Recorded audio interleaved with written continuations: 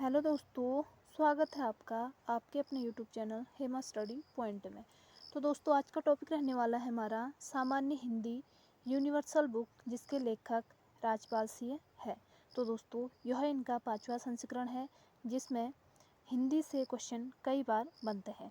तो दोस्तों, अधिकतर क्वेश्चन राजपाल सिंह बुक से बन रहे हैं। तो दोस्तों, आज का जो टॉपिक रहने वाला है हमारा, वह है हिंदी वर्णमाला और विराम चिन्ह से संबंधित। तो दोस्तों, यह यूनिवर्सल बुक का अध्याय दूसरा है, जिसको हम आज कवर करेंगे। तो दोस्तों, इसमें वर्ण है, विराम चिन्ह है, मात्राएं, स्वर, व्यंजन। तो दोस्तों, इनको हम डिटेल्स में जानेंगे। तो दोस्तों, वीडियो को स्टार्ट करते हैं।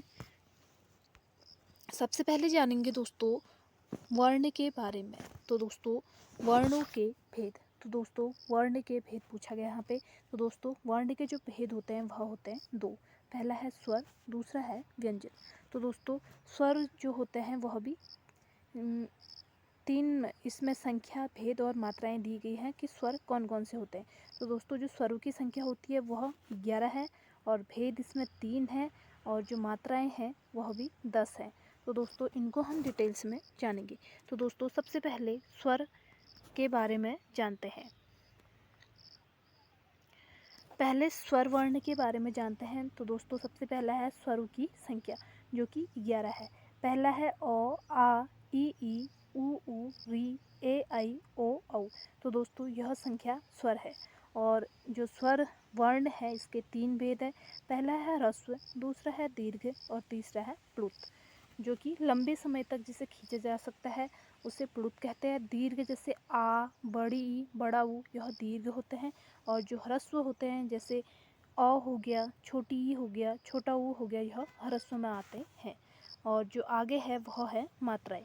तो दोस्तों, इसमें मात्राएं हैं 10 मात्राएं। जैसे अ की मात्रा ई, छोटी ई की मात्रा छोटा ऊ, बड़ा ऊ, ए हो गया, ऐ हो गया, ओ हो गया, औ हो गया। तो दोस्तों, इनकी संख्या है टोटल 10। इसमें दिया गया है नोट में ई एवं री स्त्रीलिंग वर्ण है। तो दोस्तों, क्वेश्चन में भी बन सकता है कि स्त्रीलिंग वर्ण कौन कौन से हैं। तो दोस्तों, ई एवं री जो वर्ण होते हैं वह स्त्रीलिंग वर्ण है। और दूसरा देखते हैं दोस्तों व्यंजन। तो दोस्तों, व्यंजन यहाँ पे मूल संख्या कितनी है, कुल संख्या कितनी है और भेद कितने हैं। तो दोस्तों, व्यंजन की जो संख्या है वह है 33, जिसमें स्पर्श व्यंजन 25 है, अंतस्थ व्यंजन 4 है, ऊष्म व्यंजन भी 4 है। और इस तरह टोटल संख्या है इनकी 33, जिनको हम अभी डिटेल्स में नीचे जानेंगे। और व्यंजनों की कुल संख्या है 39। तो दोस्तों, 39 किसमें है? स्पर्श व्यंजन में 25 है, अंतस्थ व्यंजन में 4 है, ऊष्म व्यंजन में 4 है, संयुक्त व्यंजन में भी 4 है। और जो द्विगुण व्यंजन होते हैं उसमें भी 2 हैं। और इस तरह कुल जो टोटल संख्या है वह है 39 है। और जो व्यंजन है उसके 3 भेद हैं दोस्तों।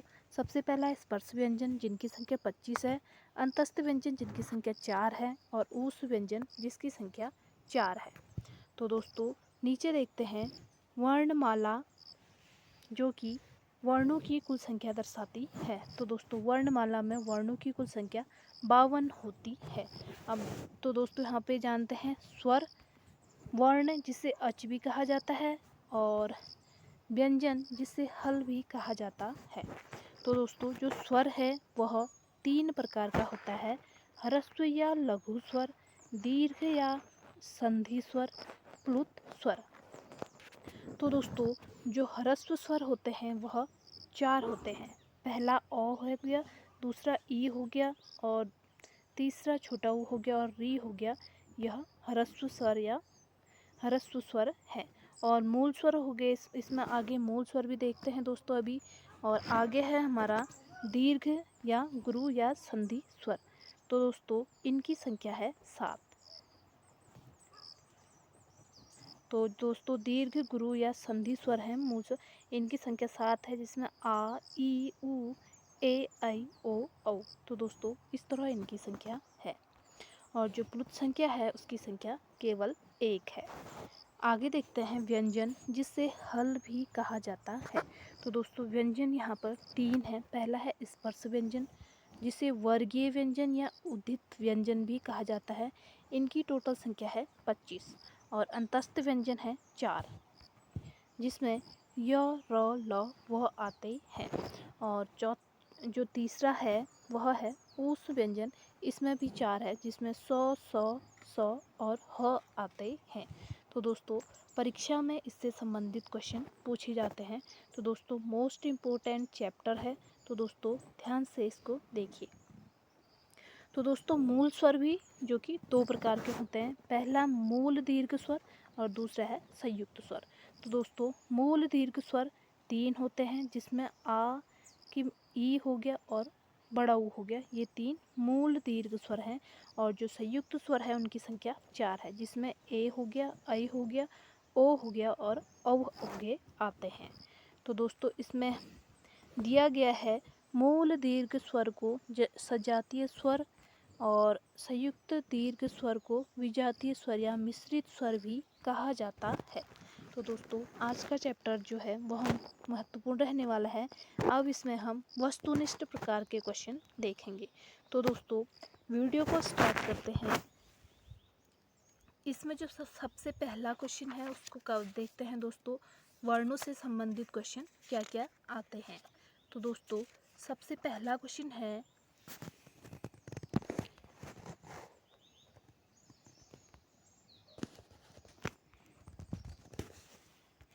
निम्नलिखित में कौन सा वर्ण स्त्रीलिंग नहीं है।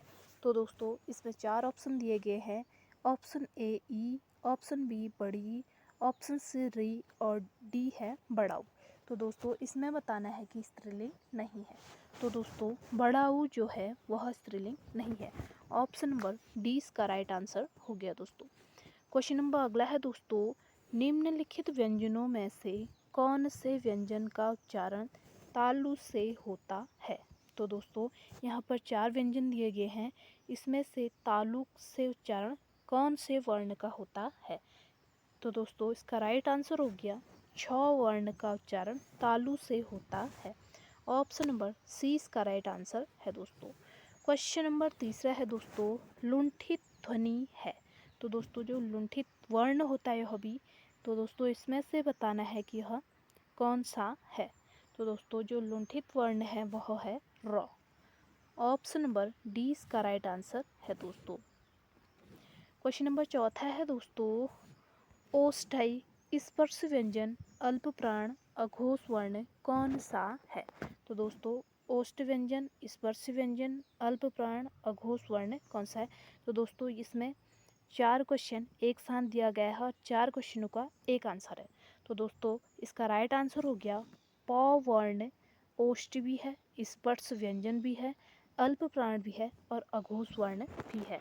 तो दोस्तों इसका राइट आंसर हो गया option number A. Question number अगला है दोस्तों, निम्नलिखित में से मैं सही विराम चिन्ह से प्रयुक्त वाक्य का चुनाव कीजिए। तो दोस्तों किस में सही विराम चिन्ह है। तो दोस्तों इसमें 4 ऑप्शन दिए गए हैं, इसमें से बताना है कि सही विराम चिन्ह किस में प्रयुक्त किया गया है। तो दोस्तों क्या आप हरिद्वार से आ रहे हैं। तो दोस्तों इसमें देखना, सुनो सुनो वह गा रही है, राम लक्ष्मण और शत्रुघ्न पधारे हैं, राम नरेश कोबर गणेश है। तो दोस्तों इसका राइट आंसर हो गया सुनो सुनो वह गा रही है, जिसमें विराम चिन्ह युक्त वाक्य का चुनाव है जो कि सही है। ऑप्शन नंबर 20 का राइट आंसर है दोस्तों।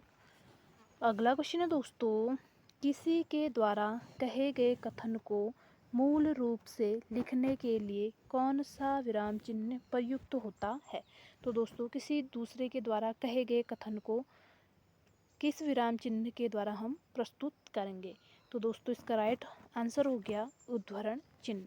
तो दोस्तों चिन्हों से भी क्वेश्चन कई बार हिंदी में पूछे जाते हैं, जिसमें हिंदी के 20 प्रश्न होते हैं और उसमें हिंदी का जो सिलेबस होता है वह बीच बीच से कई क्वेश्चन लिए जाते हैं, जिसमें उद्धरण से हो गया, वर्णमाला से हो गए, संधि से हो गए, इसी प्रकार हर चैप्टर से क्वेश्चन लिए जाते हैं। क्वेश्चन नंबर अगला देखते हैं दोस्तों, उच्चारण की दृष्टि से व है। तो दोस्तों व वर्ण के बारे में पूछा गया है। तो दोस्तों उच्चारण की दृष्टि से व वर्ण है दंतोष्ठ्य। ऑप्शन नंबर सी इसका राइट आंसर है दोस्तों। क्वेश्चन नंबर अगला है दोस्तों, हंस पद विराम चिन्ह कौन सा है? तो दोस्तों पुलिस कांस्टेबल 2023 की परीक्षा में यह क्वेश्चन पूछा गया है कि हंस पद विराम चिन्ह कौन सा है। तो दोस्तों इसमें 4 ऑप्शन दिए गए हैं, इसमें से बताना है आपको हंस पद विराम चिन्ह कौन सा है। तो दोस्तों इसका राइट आंसर हो गया ऑप्शन नंबर डी। तो दोस्तों जो यह इस प्रकार का क्वेश्चन होता है इसको त्रुटिबोधक चिन्ह भी कहते हैं और गलत का चिन्ह भी कहा जाता है। जब कोई गलत हमारा वाक्य अगर बीच में गलत हो जाता है उसको सही ऐसे चिन्ह दर्शाकर नीचे लिखा जाता है तो इसको हंस पद या त्रुटिबोधक चिन्ह भी कहा जाता है। तो दोस्तों इसका राइट आंसर हो गया option number D. Question number अगला है दोस्तों, ए के उच्चारण में और की सहायता ली जाती है। तो दोस्तों कंठी की ली जाती है, दंत छंद या किसकी सहायता ली जाती है? तो दोस्तों इसका राइट आंसर हो गया ऑप्शन नंबर बी, कंठ और तालु की सहायता ली जाती है। क्वेश्चन नंबर अगला है दोस्तों, कोष्टक में दिए गए विराम चिन्ह का नाम क्या है? तो दोस्तों यह विराम चिन्ह है, इसका नाम बताना है यह कौन सा चिन्ह है। तो दोस्तों इसका राइट आंसर हो गया अर्ध विराम चिन्ह है। ऑप्शन नंबर सी इसका राइट आंसर है दोस्तों। अगला क्वेश्चन है दोस्तों, वर्णमाला कौन सा अक्षर पुल्लिंग नहीं है?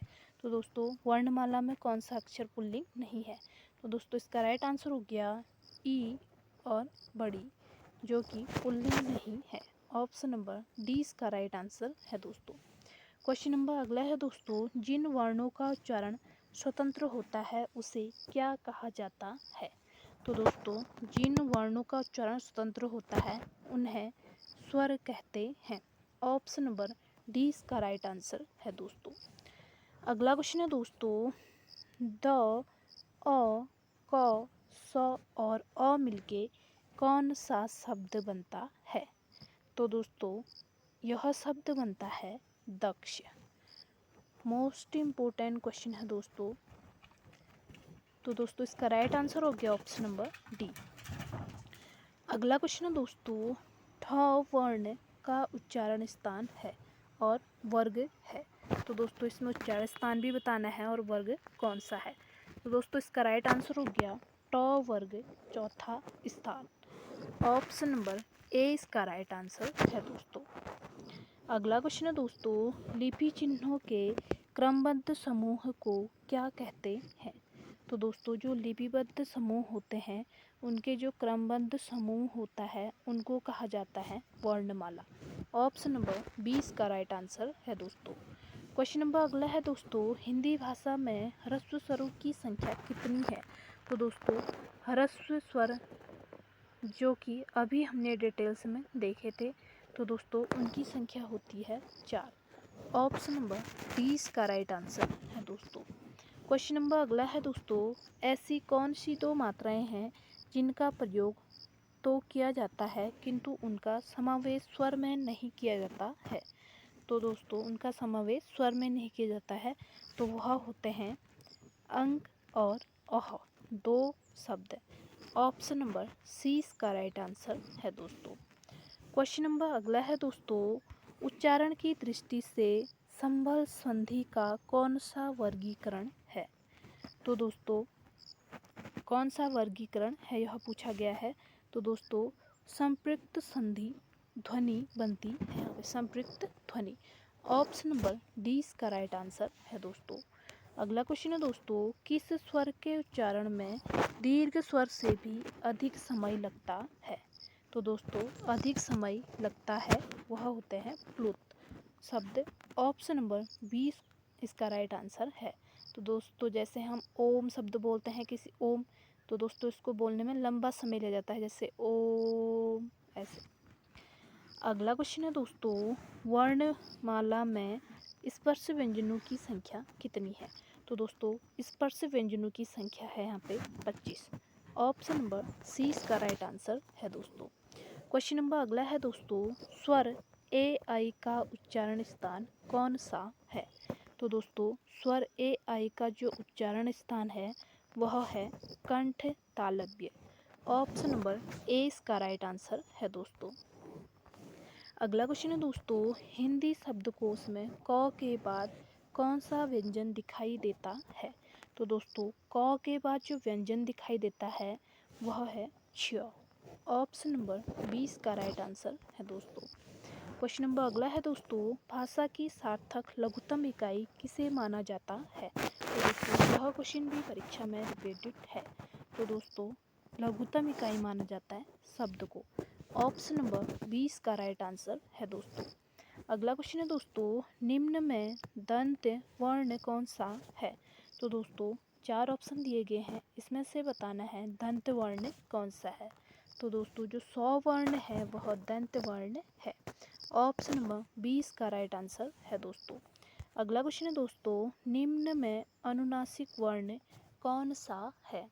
तो दोस्तों अनुनासिक वर्ण है इसमें से ऑप्शन नंबर बी, मौ वर्ण जो है वह अनुनासिक है।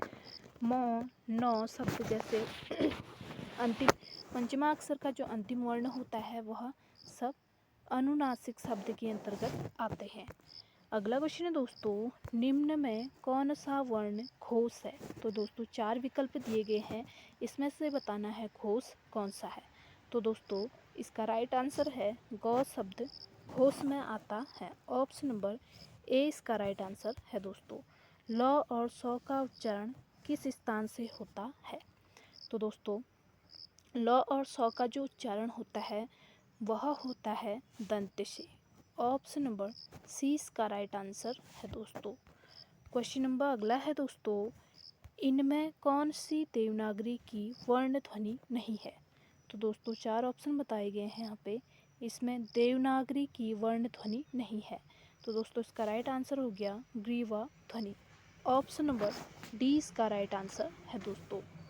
क्वेश्चन नंबर अगला है दोस्तों, किस व्यंजन का उच्चारण स्थान तालव्य है?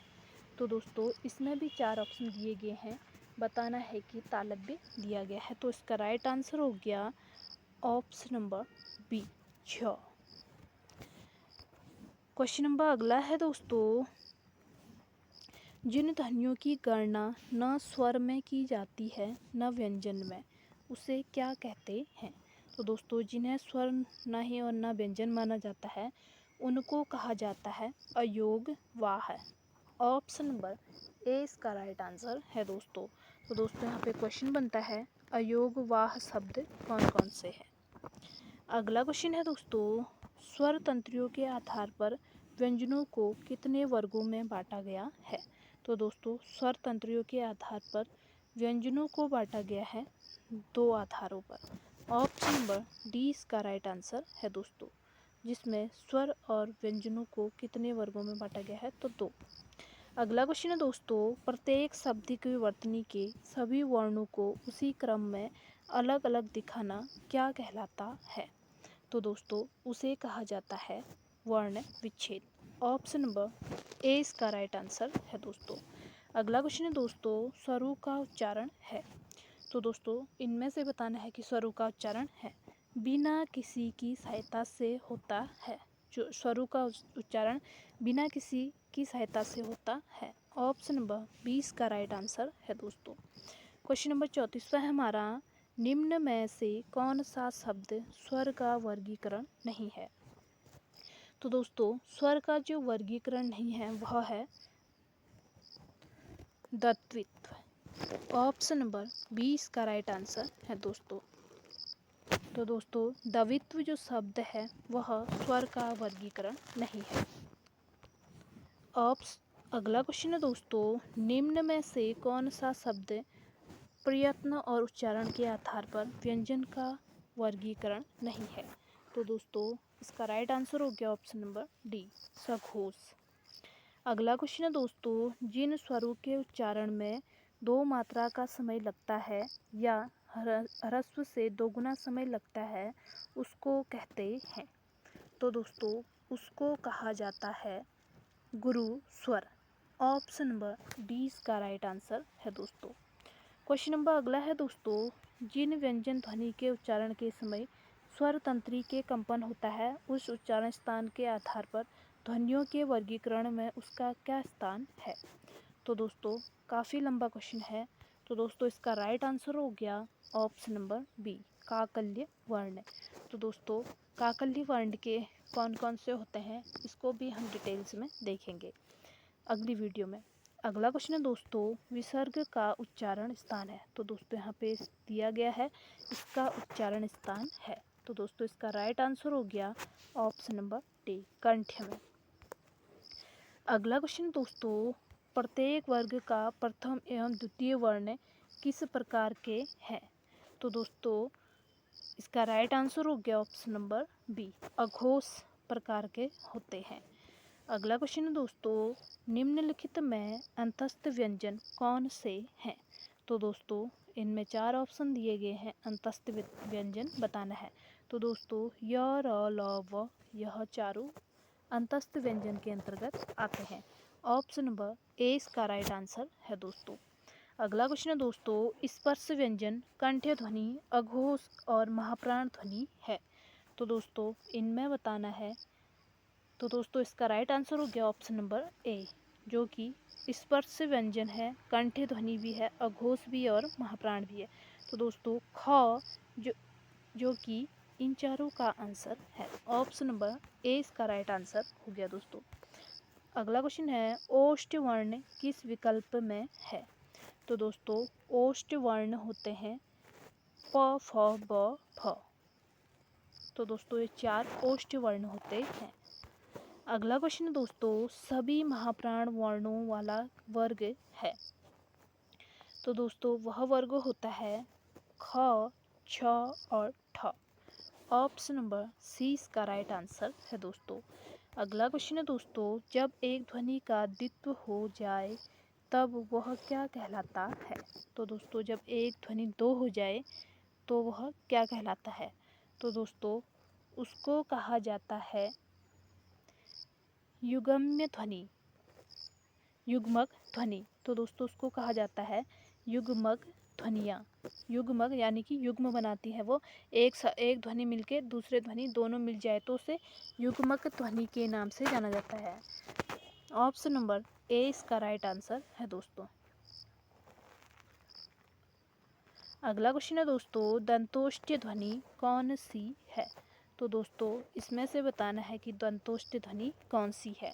तो दोस्तों इसका राइट आंसर हो गया ऑप्शन नंबर बी, वो ध्वनि दंतोष्ठ्य है। अगला क्वेश्चन है दोस्तों, सभी स्पर्श व्यंजन कौन से वर्ग में आते हैं। तो दोस्तों स्पर्श व्यंजन बताना है यहाँ पे। तो दोस्तों इसका राइट आंसर हो गया क, च, प और द शब्द जो होते हैं वह स्पर्श व्यंजन के अंतर्गत आते हैं। क्वेश्चन नंबर अगला है दोस्तों, अर्ध विवृत स्वर है। तो दोस्तों अर्ध विवृत बताना है। तो दोस्तों इसमें भी 4 दे जाते हैं, विवृत हो गया, अर्ध विवृत हो गया, संवृत हो गया, अर्ध संवृत हो गए। तो दोस्तों यहाँ पे पूछा गया है अर्ध विवृत स्वर।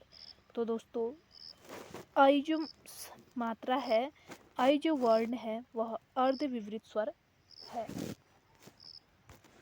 अगला क्वेश्चन है दोस्तों, जिनकी ध्वनि केवल मुख से निकलती है वे हैं। तो दोस्तों उनको कहा जाता है निरनुनासिक स्वर। ऑप्शन नंबर 20 का राइट आंसर है दोस्तों।